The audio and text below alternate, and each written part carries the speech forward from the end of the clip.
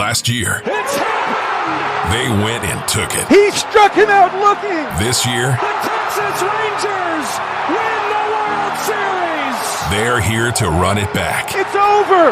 This is Bleav in Texas Rangers, hosted by Mitch Ferreldis. The offense has returned to Globe Life Field. Welcome into the latest edition of Bleav in Texas Rangers. Make sure that if you like what you're hearing, you like, you subscribe, you rate 5 stars if you're listening on audio platform. If you're watching this on YouTube, be sure to like and subscribe, comment, tell me what you would like to hear on the next edition of Bleav in Texas Rangers. But this is kind of an abnormal episode, and the reason that I'm doing a recording in the middle of a series as opposed to at the end of the series, recording this Wednesday night after the Rangers 5-1 win over the Mariners. Thursday is just going to be a crazy day for me with my full-time job. And then I've got family coming into town this weekend. So figured I would get the midweek pod out of the way today following the Rangers win. There's plenty of updates to hit on, so there's plenty of stuff to talk about today. So I will not be recapping the series finale with the Rangers and Mariners, even though it's an important one, given the series is tied 1-1. But I will be back after the Cincinnati Reds visit to Globe Life Park with a Sunday night reaction pod after everything is all said and done.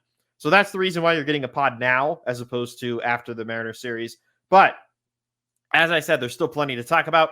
We're, of course, going to start with the result of tonight's game, and that was a 5-1 finish in favor of the Rangers. 2 important things happened tonight. Number one, the pitching after Jon Gray was very, very good, and it came from a couple of unlikely candidates. More on that in just a second. Second most important thing, and maybe it was actually the most important thing if I'm ordering the list correctly, the offense has returned to Globe Life Park. So after a pair of home runs by who else? Adolis Garcia, and then by Evan Carter. And shout out to Evan Grant with Dallas Morning News for providing this statistic. The 2 home runs, well, technically the first home run, I should say, snapped a 25-inning home scoreless streak for the Rangers, going all the way back to their last game against the Oakland Athletics. Now, granted, they haven't had a home game between the final A's game and then up until this weekend when the Mariners came into town. But still, that's a long time between runs. 25 innings at home in between runs scored. That's a really long time.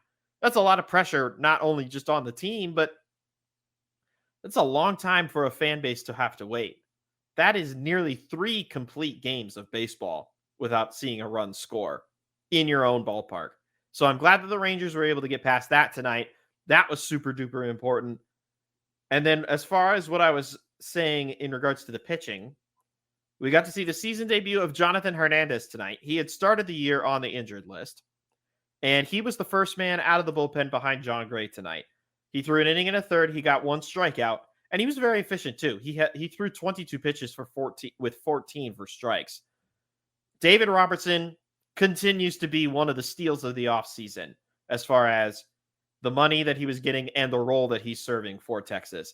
He threw 2 innings, collected his 8th hold of the year because at the time it was a safe situation. 2 innings, 4 strikeouts on just 23 pitches, 17 of them for strikes. He continues to be just a fantastic addition to this Rangers bullpen. Kirby Yates as well. Kirby didn't pitch tonight though. But David Robertson has been an absolute, what's the word I'm looking for? An absolute needle in a haystack. You dig around everything that's around him and you find him. He's absolutely that. He has been almost everything and more that the Rangers could have asked for as a late inning setup man, especially with how quickly they've had to alter their late innings approach to start the year. And then Grant Anderson, he just recently got recalled from AAA Round Rock. Rangers had to put Austin Pruitt on the 15-day injured list. Like the injuries just keep coming, man. It's piling up. He threw an inning. He allowed a hit, struck out a couple on 18 pitches to close things out. Got a little shaky, but he was still able to manage, get out of it. And the Mariners go silently into the night, scoring only the 1 run They had 8 hits. So don't get me wrong. They were able to get on base enough times. They walked twice. But it was really important to be able to hold the Mariners down after they beat you yesterday in a shutout performance. And the Rangers pitching did exactly that. Jon Gray, 4 2/3, 7 hits, a run, 7 strikeouts on 92 pitches. 62 of them strikes. So if we want to give Jon the benefit of the doubt, here's what we liked about Jon today. Obviously, the 1 run allowed. The 7 strikeouts is really, really good. The higher percentage of strikeouts or strikes to balls, was also really, really good and important to see. He got 10 swing and miss strikes, 13 called strikes. Here's what really ate Jon up today. Not so much the walks. He only had 2 walks, I believe it was. He had 25 foul balls as part of his strike count.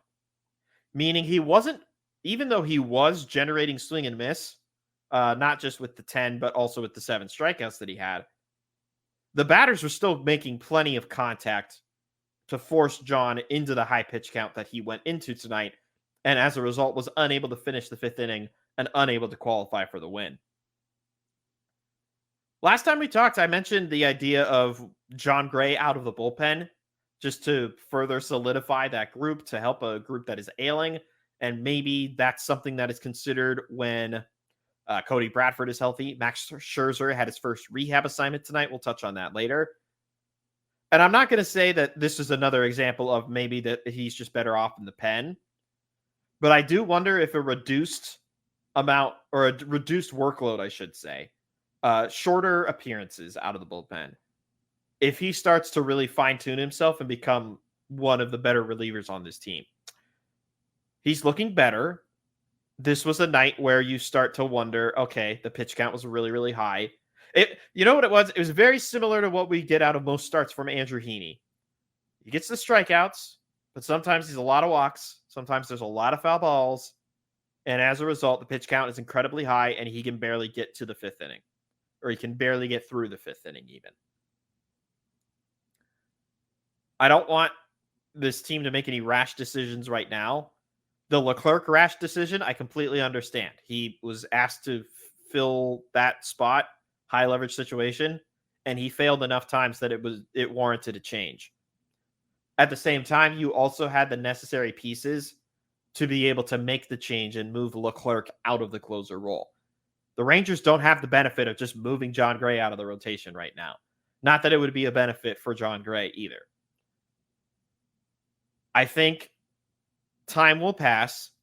A decision will have to be made, as we echoed on the last podcast, as to who are going to be the 5 guys in this rotation. And if you whittle it down, respectfully, I don't think Jon Gray is going to be one of them. And it starts like this that kind of emphasize why maybe a smaller sample size or smaller or short-term outings would actually benefit not only the Rangers, but Jon Gray as well.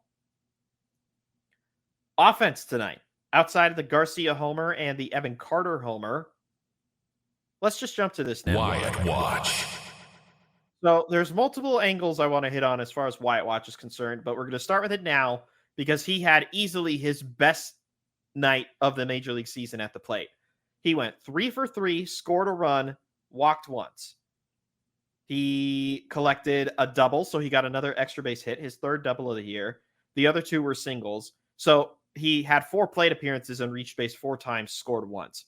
Now, it's a bummer because at the time that he hit the double, he was hard rounding third. He just missed a home run again. He hit it all the way to the wall and it went off the wall, and he just missed a home run again.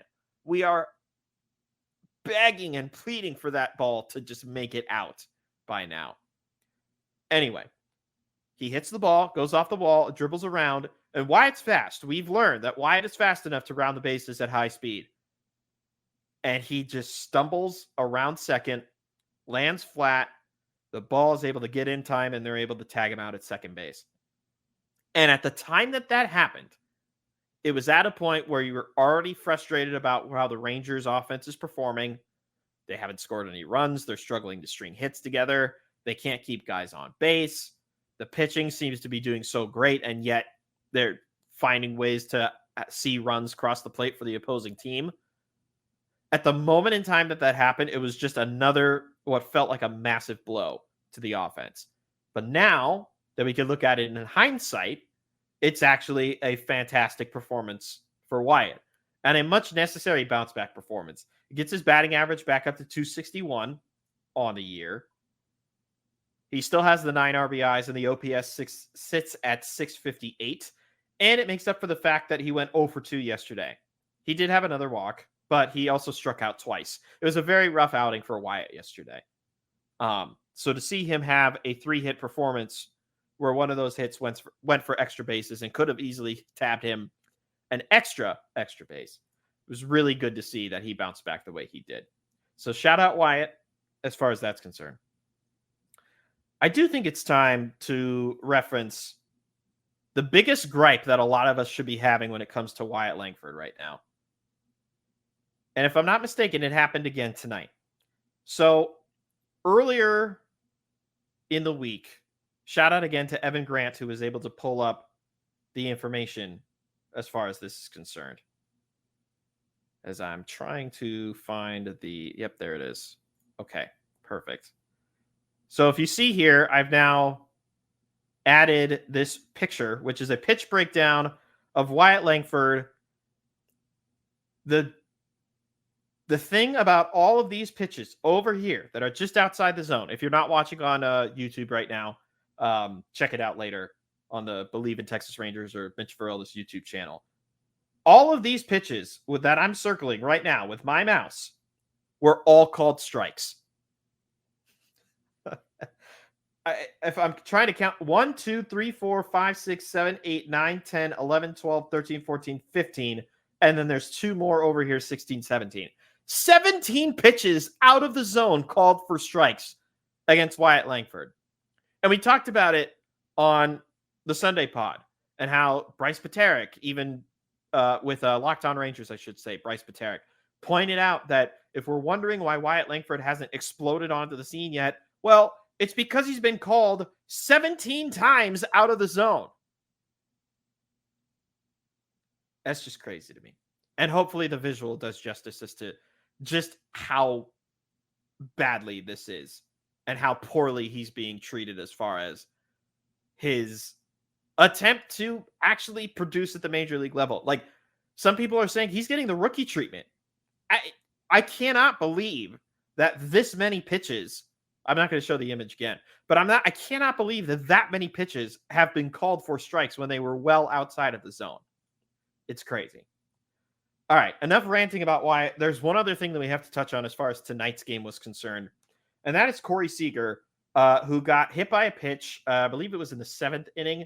He got hit by a pitch directly on his left shin when he was in the batter's box. Didn't look good. He made his way to first base, but then eventually he was pulled for Davis Wenzel, defensive substitution. After the game, manager Bruce Bochy said that his shin swelled up pretty good on the left shin, swelled up really fast too. So we'll check on him in the morning and see where we're at. Heaven forbid that this Rangers team has to deal with another long-term injury this early in the year, given that they just had to place Austin Pruitt on injured list. Yes, at the same time, they're soon to get Josh Spores back. I think he's on a rehab assignment soon to Round Rock. You had Max Scherzer had his rehab assignment tonight. We'll touch on that right after we're done wrapping with this game. But heaven forbid anything else bad happens to a main starter on the Rangers. This team cannot take any more injuries this early in the year. It's crazy. Okay, actually, I lied. Before I get to the Scherzer rehab assignment, I did think it was funny how Julio Rodriguez, the center fielder for the Mariners, did try to fool everybody, thinking that he had robbed Adolis Garcia's home run when in fact he actually hadn't. I thought that was a fun moment. Right? We love fun baseball. That's what we're here for. So, all right, enough teasing. Let's just get to Scherzer's rehab assignment. So he was with AAA Round Rock tonight. He threw 2 1/3 innings, allowed 3 runs, 5 hits, struck out 4 on 52 pitches. Now, as a reminder, Max, to my best recollection, didn't really pitch much, if at all, during the spring because he was still recovering from injury. As a matter of fact, no, he did not pitch in the spring at all. He was still recovering from his surgery. And even Jared Sandler, who works for the Rangers broadcast team, pointed this out. Equivalent of what would be his first or his second spring start.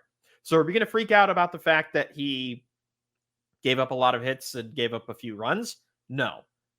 If you didn't know by now, the Pacific Coast League is an absolute offensive juggernaut. Not because of the players, but because of a lot of the high altitudes that they play at in some of the cities like Salt Lake, Albuquerque. I know in the past they had played in Colorado Springs. Like there's so many places across the Pacific Coast League that just provide a lot of opportunity for the balls to really bounce off the bat. So nothing to freak out about there. If anything, it is incredibly encouraging the fact that he's already on his rehab assignment, given that he's recovering from a back injury. Those things take time. It's good to see that Max is getting back into form. And maybe this wasn't perfect, but again, there's a lot invested in Max Scherzer, and he's a big part of this rotation, and you just know that he's going to provide an absolute boost to the team when he arrives. Speaking of starting pitchers, the Rangers made a minor league move the other day, a minor league signing, I should say. Johnny Cueto was signed to a minor league contract yesterday, the Monday of this week. So a couple of reasons were pointed out by John Morosi, who's with MLB Network. He says that Cueto chose the Rangers for two primary reasons, he's told. He wants to pitch for a contender. That's nice. The Rangers did just win the World Series. And he has a strong relationship with Bruce Bochy. Cueto, of course, had 4 seasons pitching with Bochy in San Francisco. What does this mean, though? Why would they sign Johnny Cueto if you knew that Max Scherzer was going to be back soon?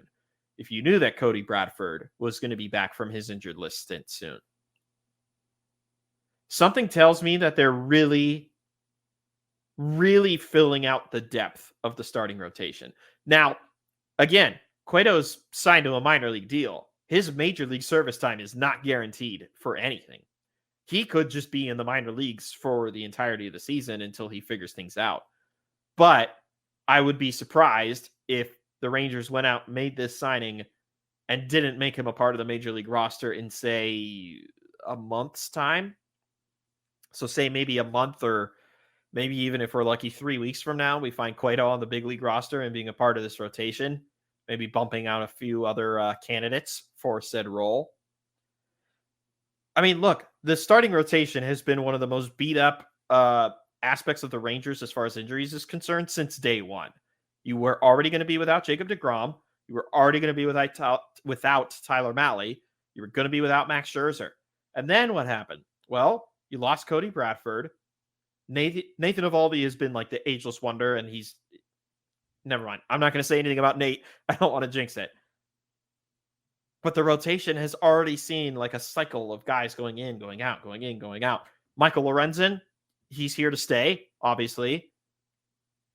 It's interesting how they're going to handle the Cueto situation, especially for a team that, has put an emphasis on having really good starting pitchers and at the same time having a good depth of starting pitchers. Cueto right now feels like a depth move, but given that the reporting is emphasizing that he's got a good relationship with Bochy and that he wants to pitch for a contender, something tells me that it won't be soon before long that Cueto finds his way onto the big league roster. And you only wonder for whom. So that happened on Monday, or on Tuesday, excuse me. I've got my days mixed up. Today's Wednesday, and I've already screwed up my calendar. The Rangers lost that Tuesday game, by the way, 4-0 to Seattle. So they were shut out at home yesterday. Dane Dunning, it was not the greatest start out of Dane. Unfortunately, only 4 1/3 innings, 4 hits allowed, 4 runs allowed. He struck out 7, but he also walked 3. And walks have been just a recurring issue for the Rangers pitching the last few games. It was much better today in their win. They only allowed 2, but they allowed 5 walks yesterday to the Mariners. Like those are the little things that make the difference in games that are technically that close. So have to be better about that moving forward. especially because these games are deciding the division right now. And I know it's early in the year. We don't want to hype up too much about the division, but the Rangers are back to having a half game lead over the Mariners at 13-12. Mariners just behind them at 12-12. The Angels lost earlier today to the Orioles, so they dropped to 10-15. The Oakland Athletics have lost a couple games in a row. I think they're playing the Yankees, if I'm not mistaken. They're 9-16 on the year. And boy, oh boy, the Houston Astros at 7-18 to start the year. They lost again today to the Chicago Cubs. They lost their fourth straight overall as well. So it's a very tight race this early in the year. I don't know if we're going to be over harping on the division for much longer, at least this early on. Maybe we'll get into it more so as the season progresses. Well, obviously, as the season progresses. But for right now, it's just kind of like a keeping eye on it sort of thing. One more injury update, and then we'll look ahead to the games that are upcoming for the rest of this week. Josh Young provided an update to the assembled media. I'm reading this courtesy of Kennedy Landry's Twitter account. She covers the team for MLB.com. Josh Young said he's headed to Arizona on Friday for a checkup on his wrist, and then the Rangers should have a clearer timeline for his return after said time. So at the end of this week, expect an injury update on Josh Young and maybe a little more clarity as far as his timeline. Remember, right now, they're working within the 8 to 10 week zone after it was initially assumed to be 6 to 8, dating all the way back to that Rays series. But then I Bleav in the series finale, they upped it to 8 to 10 weeks. And I think we're at the 8 weeks if it were to be the full 10 right now, if I've got my calendar right in my head. And you just hope that maybe you get lucky and maybe it won't take as long as you think.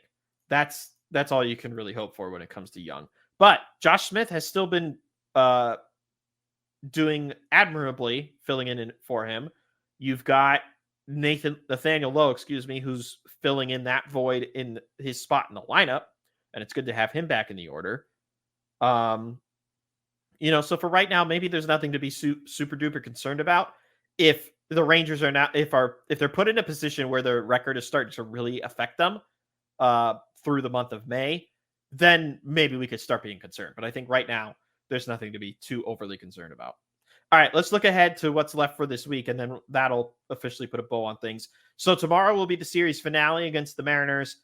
They're sending Luis Castillo to the mound, who's their ace, but he has not pitched like their ace this year. 1-4 record on the year and a 4.40 ERA. Home run ball has really bit Luis Castillo so far this season. Andrew Heaney will get the start for the Rangers. 0-2 on the year, a 6.35 ERA. Hopefully, Heen Dog can have a bounce back start. They're definitely going to need it. And then Friday through Sunday, 3 games against the Cincinnati Reds. And I tell you what, Reds are on a little bit of a heater right now. They're playing really well in their last 10. They beat the Phillies today. Ellie De La Cruz has been on an absolute tear, the stud shortstop for them. You also have to worry about Christian Encarnacion Strand. You have to worry about Spencer Steer.